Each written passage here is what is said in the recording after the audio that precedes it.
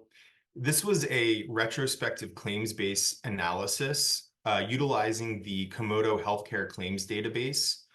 And really what we wanted to do here was look at the treatment persistence of a fenfluramine-based regimen for Dravet syndrome over a 12-month period.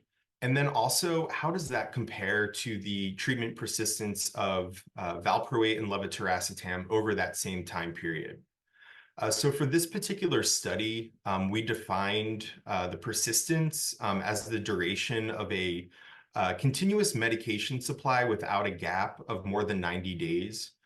So to put that in other terms, if a patient started one of the drugs of interest and there was ever a gap of more than 90 days in medication supply, they were no longer considered persistent and then censored out of our persistency analysis.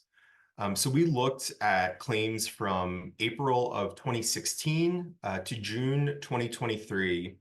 And within that time period, we identified 311 individuals with Dravet syndrome who had used fenfluramine, and then 417 who had used valproate, and then 296 who had used levetiracetam.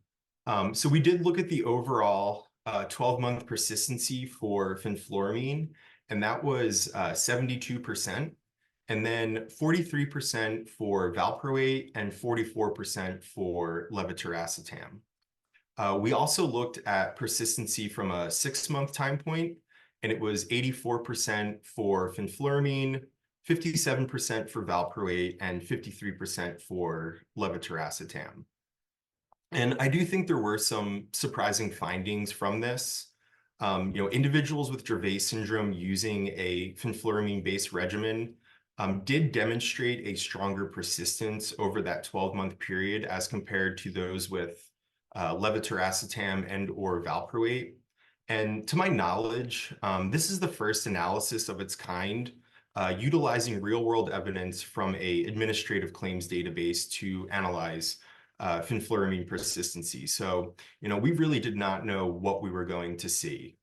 And also just showing that strong persistence, is typically associated with improved efficacy and tolerability for these chronic medications, further suggesting that there are real-world benefits of fenfluramine use in this population. I think the main thing is, that if a majority of patients are remaining persistent on fenfluramine in a real-world setting, it truly is providing a benefit to the patient, whether that be a reduction in seizures or other health outcomes. So thinking of just that significance, for those with Dravet, there is other medication out there that is different from other currently approved medications. And based on that persistency data, it appears to have a sustained benefit for these patients. It's another option in a somewhat limited treatment landscape for those with these types of rare epilepsies.